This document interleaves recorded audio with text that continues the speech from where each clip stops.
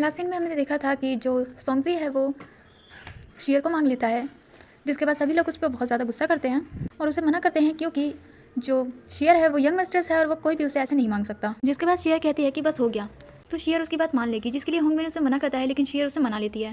जिसके बाद सभी लोग अपने अपने कमरे में आ जाते हैं और यहाँ पे शेर जो है उसे पनिशमेंट दे रहा होता है होंगबिन, कि उसे मना करने के बाद भी आखिर शेर ने वो गेम क्यों खेला और उसकी बात कैसे मान गई वो।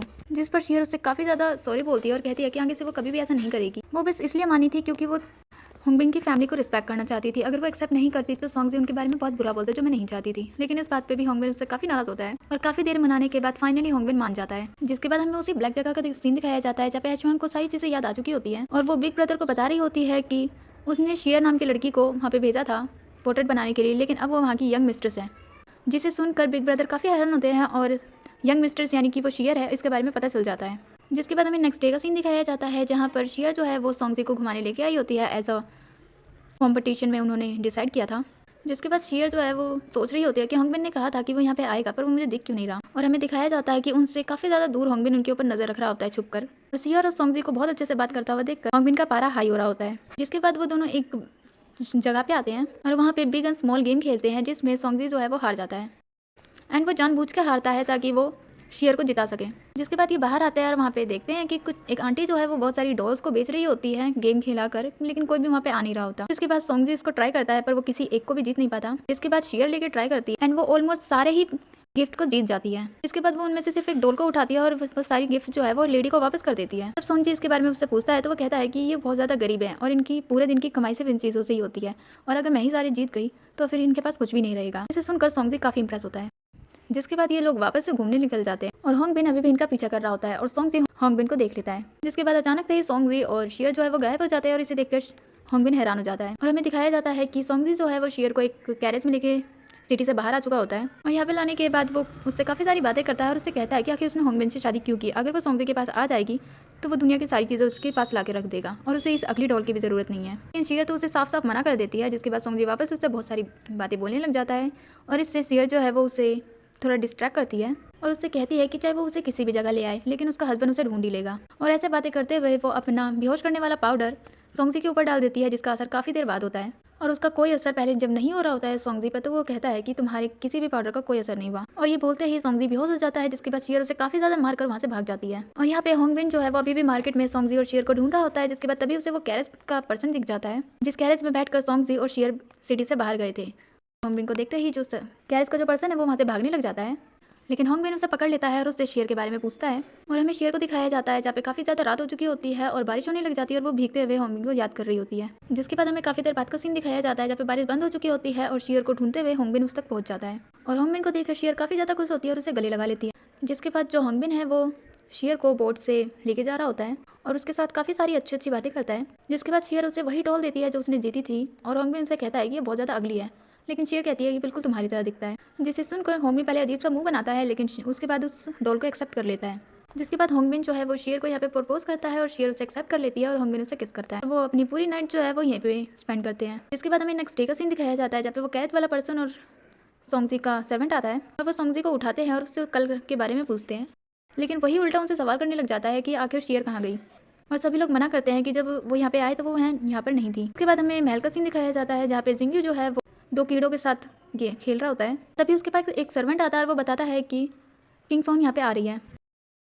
सुनकर वो धीरे धीरे वहाँ से जाने लगता है अपने घुटनों पे, लेकिन तभी अचानक से उसके सामने किंग सोंग आ जाती है। वो उससे पूछती है कि आखिर वो क्या कर रहा है और फिर से यहाँ पे एक दूसरे से बात करते हुए ये दोनों एक दूसरे को छोटा बच्चा बोल देते हैं और इस पर जिंगयू काफ़ी गुस्सा होता है और कहता है कि वो छोटा बच्चा नहीं है। और उसके ऐसे गुस्से को देखकर फिर से किंग सोंग कहती है कि तुम बिल्कुल छोटे बच्चों की तरह ही गुस्सा कर रहे हो, तुम्हारी हरकतें भी बिल्कुल वैसी ही है। और ये सब बोलने के बाद वो उससे होंगे के बारे में पूछने लग जाती है और कहती है कि वो कहाँ पे है, वो उसे ढूंढ नहीं पा रही।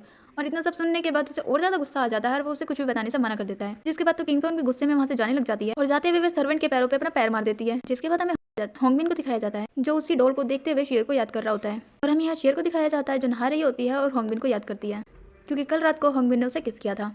और वो ये सब याद करके एंजॉय कर ही रही होती है, लेकिन तभी एचवांग आ जाती है और उसकी गर्दन पे तलवार रख देती है और उससे उन पेंटिंग्स के बारे में पूछती है, जिस पर जो शेर है वो कहती है कि मैंने पेंटिंग बनाई है पर अभी तक एक ही बनाई है। इसके बाद वो एचवांग को डायरेक्शन दिखाती है और वहाँ से पेंटिंग लाने के लिए कहती है और उस पेंटिंग को देखकर एचवांग गुस्सा हो जाती है और कहती है कि ये क्या है, क्योंकि होंगे कि बिना कपड़ों वाली पेंटिंग होती है जो उसे नहीं चाहिए। और वो इस बारे में पूछती है कि आखिर तुमने इसकी पेंटिंग क्यों बनाई है।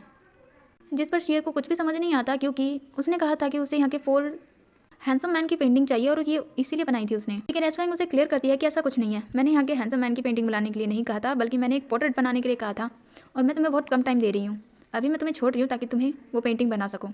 जिसके बाद ऐश्वर्या वहाँ से चली जाती है और शेयर इस बात को सोचने लग जाती है कि पोर्ट्रेट बनानी है एडजस्ट की। इसके बाद ऐश्वर्या ये बात आकर बिग ब्रदर को बताती है कि अभी तक उसने कोई पेंटिंग नहीं बनाई है। इसके बाद हमें नाइट का सीन दिखाया जाता है जहाँ पे होंगबिन और शेयर एक साथ सो रहे होते हैं, लेकिन जो शेयर है वो अभी भी अर्जेंट 4 पेंटिंग के बारे में सोच रही होती है कि आखिर वो क्या हो सकता है और उसकी पेंटिंग वो कैसे बनाएगी। वो ऐश्वर्या की सारी धमकियों को याद कर रही होती है और ये सब याद करते हुए उसे बिल्कुल नींद नहीं आ रही होती। ये सब देख के होंगबिन को नींद नहीं आती और वो उससे पूछता है, लेकिन शेयर उसे कुछ भी नहीं बताती। जिसके बाद हमें नेक्स्ट डे डुको का सीन दिखाया जाता है जिनकी हेल्थ काफी खराब होती है और इसीलिए वो सो रहे होते हैं। जिसके बाद उनका सर्वेंट बाहर निकल जाता है और बाहर में शेयर को दिखाया जाता है तो डुको के कमरे में आकर पोर्ट्रेट के बारे में पता करने की कोशिश कर रही होती है और काफ़ी ज़्यादा ढूंढने के बाद उसे वो एक की मिलती है जिसे लेके वो बाहर आ जाती है। जिसके बाद हमें सीन दिखाया जाता है कि जो शेयर है वो छुप कर उस की को लेके जा रही होती है। तभी मिंग आती है, उससे पूछती है कि ये सब क्या चल रहा है और आप कहाँ जा रही हो। लेकिन तभी वहाँ पर होंगबिन आ जाता है और वो भी यही पूछने लग जाता है कि वो कहाँ जा रही है। लेकिन जो शेयर है वो बहाना बना देती है कि ये लड़कियों की बात है और ऐसा बोल के वहाँ से चली जाती है और जाते हुए वो किंग सॉन्ग के कमरे के बाहर से जा रही होती है जहाँ पे वो बहुत चिल्ला रही होती है। सभी सर्वेंट्स जो है वो बेचारे उससे डर रहे होते हैं और तभी वहाँ पे शेयर आ जाती है जो देखती है कि उसने सारी चीज़ें तोड़ फोड़ रखी है। जिसके बाद वो जिंगियो के गेट पे आती है और उससे बोलती है कि आखिर वो इतना ज़्यादा गुस्सा किस बात पे कर रहा है। लेकिन जिंगियो तो उसे भी बाहर भगा देता है। जिसके बाद जो शेयर है वो उसे डांटने लग जाती है और कहती है कि तुम्हें खाना नहीं खाना है तो वेस्ट क्यों कर रहे हो। अगर वो इसी तरह की हरकतें करता रहा तो वो सच में छोटा बच्चा ही बन के रहेगा, उसे थोड़ा ग्रो अप होना चाहिए। ये सुनने के बाद वो सभी लोग छुप जाते हैं और जो जिंगयू है वो इस बार कुछ भी नहीं फेंकता उनकी तरफ। इसके बाद जो शेयर है वो रूम में आती है और उसे देखती है और उसे समझाने की कोशिश करती है कि वो शांत रहे, आखिर उसकी क्या प्रॉब्लम है वो उसे बताए। उसके बाद जिंगयू किंग सॉन्ग का नाम लेता है और उसे सारी चीज़ें बताता है और इस पर जो शेयर है वो उसे काफ़ी ज़्यादा समझाती है और वहाँ से जाने लगती है। लेकिन तभी जो जिंगयू है वो उसे पकड़ लेता है और इसी चक्कर में जो शेयर की है वो वहीं गिर जाती है। जिसके बाद जिंगयू खुद ही शेयर को अपने कमरे से बाहर निकाल देता है और हमें दिखाया जाता है होंगबिन को जो कि शेयर के बारे में सोच रहा होता है। तभी उसके पास अमोंग आता है और वो उससे पूछता है कि आखिर क्या प्रॉब्लम है और इस पर जो होंगबिन है वो उसे बताता है कि शेयर ने कहा कि वो लड़कियों की प्रॉब्लम है और वो मुझे बिना कुछ बताए वहाँ से चलेगी। जिसके बाद ये दोनों डिस्कस करने लग जाते हैं कि आखिर क्या हुआ होगा और इन दोनों की कन्वर्सेशन बहुत ही ज़्यादा फनी होती है। उसके बाद हमें वापस से शेयर को दिखाया जाता है जो खुद को चेक कर रही होती है, उसकी को ढूंढती है लेकिन उससे की कहीं पे भी नहीं मिलती। उसके बाद वो इधर उधर ढूंढने लग जाती है कि आखिर की कहाँ गई। उसके बाद वो ऐसे ही ढूंढते हुए जा रही होती है और उसे याद आता है कि शायद जिंगयू के कमरे में ही की रहेगी। जिसके बाद वो वापस जिंगयू के पास आती है और डोर ओपन करने के लिए कहती है और उससे कहती है कि वो उसकी हेल्प करेगा। जिसके बाद जिंगयू गेट खोल देता है। जिसके बाद वो अंदर चली जाती है और उससे उसकी प्रॉब्लम पूछते हुए इधर उधर देख रही होती है कि आखिर उसकी की कहाँ गई। जिसके बाद जो शेयर है वो उसे अपनी टॉयज लाने के लिए कहती है कि वो किस चीज़ से खेलता है जो कि किंग सॉन्ग को पसंद नहीं है। जिसके बाद वो उसे टॉय लेके आता है जिसमें गुलेल एंड ऐसी छोटे बच्चों की खेलने वाली चीज़ें होती है, जिसे देख के तो शेयर शॉक हो जाती है और वाकई जिंगयू बिल्कुल ही छोटे बच्चों वाली हरकतें कर रहा होता है। लेकिन वो कहता है कि किंग सॉन्ग के लिए उसकी फीलिंग बिल्कुल सच्ची है और इस पर जो शेयर है वो उसे कहती है कि उसे इस चीज़ों से नहीं बल्कि अच्छी चीज़ों से खेलना चाहिए जिससे कि जो किंग सॉन्ग को पसंद आ सके और वो उससे ग्रो अप हो सके। जिसके बाद जिंगयू इमेजिन करने लग जाता है और वो शेयर को ही किंग सॉन्ग समझने लग जाता है और उससे कहता है कि वो उसे बहुत मिस करता है और उसे किस करने वाला होता है। लेकिन तभी शेयर जो है वो उसे डांट के होश में लाती है, उसे काफ़ी ज़्यादा समझाती है। जिसके बाद ये रात भर बैठकर अपना ये गेम खेल रहे होते हैं जिसमें जिंगयू और शेयर को कोई नहीं हरा सकता। और आखिरकार सुबह होते हुए जो शेयर है वो मना कर देती है कि वो बहुत देर तक खेल चुकी है, वो नहीं खेलना चाहती। लेकिन जो जिंगयू है वो कहता है कि तुम मेरी हेल्प नहीं करना चाहती और इस वजह से शेयर को वापस खेलना पड़ता है। जिसके बाद हमें रात का सीन दिखाया जाता है कि वो अगली रात को वापस अपने कमरे में आती है और उसके हाथ से टी कप वगैरह गिर जाते हैं जिसे होंगबिन आकर उसके लिए काफ़ी परेशान होने लग जाता है। इसके बाद शेयर उसे परेशान होने से मना करती है और उसे अपनी बचपन की सारी ज्वेलरीज दिखाती है जिसमें एक टूटा हुआ हेयरपिन होता है जिसे शेयर बताती है कि वो उसकी मॉम ने दिया था और काफ़ी पहले ये टूट गया जिसे उसने अभी तक नहीं ठीक किया। जिसके बाद जो होंगबिन है वो उस हेयरपिन को खुद अपने पास रख लेता है और शेयर को कहीं ले जाने की बात करता है। जिसके बाद हमें सीन दिखाया जाता है नेक्स्ट डे का जहाँ पे किंग सॉन्ग जो है वो जिंगयू को देखती है और उसे बुलाती है। लेकिन जिंगयू तो उसे देखते ही इग्नोर कर देता है और उससे दूर भाग जाता है। जिसके पीछे पीछे किंग सॉन्ग भी उसके पीछे भागती है। यहाँ पर जो शेयर है वो जिंगयू के ना होते हुए की को ढूंढने के लिए आती है। लेकिन जैसे ही वो जिंगयू और किंग सॉन्ग की बातें सुनती है तो वो छुप जाती है। इसके बाद जो किंग सॉन्ग है वो जिंगयू के रूम में आती है और उससे बात करती है और जो शेयर है वो उसे इशारा करती है कि तुम्हें एक अच्छे बेस्ट फ्रेंड की तरह रहना है और जिंगयू भी बिल्कुल ऐसा ही करता है। जिसके बाद जो किंग सॉन्ग है वो इसकी ऐसी हरकतें देखकर इरिटेट हो जाती है और उसे बहुत बुरा लग रहा होता है। और जिसके बाद वहाँ पे शेयर भी आ जाती है और वो भी उससे बहुत अच्छे से बात करती है और जिंगयू को बताती है कि तुम्हारे नहीं होने से उसे बहुत ज़्यादा फर्क पड़ता है, यानी कि हमारा प्लान कामयाब हो रहा है, तुम उसे इग्नोर करते रहो। इसके बाद वो उसे अपने साथ गेम खेलने के लिए कहती है एंड किंग सॉन्ग जो है वो उसे फिर से अपने साइड कर लेती है और उससे बात करने लग जाती है और इसी बात का फ़ायदा उठा के फिर से शेयर की ढूंढने लग जाती है। एंड फाइनली किंग सॉन्ग जो है वो वहाँ से चली जाती है और उसके जाने से जिंगयू काफ़ी ज़्यादा दुखी होता है। जिसके बाद शेयर वापस से उसे कंसोल करती है और उससे कहती है कि तुम्हें उसके साथ एक अच्छा बिहेवियर रखना है, इसीलिए जाओ उसके पीछे और उसे ढूंढो। लेकिन जिंगयू तो शेयर को ही बाहर निकाल देता है और अपना दरवाजा बंद कर देता है और जो शेयर है उसे वापस आना पड़ता है और वो की के बारे में काफ़ी ज़्यादा सोच रही होती है। तभी वहाँ पे सॉन्गजी आ जाता है जिसके बाद सोंगजी उसी दिन की बात करता है कि वो उसे अकेला छोड़ के वहाँ से चली गई, वो भी इतनी ज़्यादा हैवी रेनिंग में। जिस पर शियर उसे सॉरी कहती है और कहती है कि उसे अगर कॉल हो गया है तो उसके लिए सॉरी।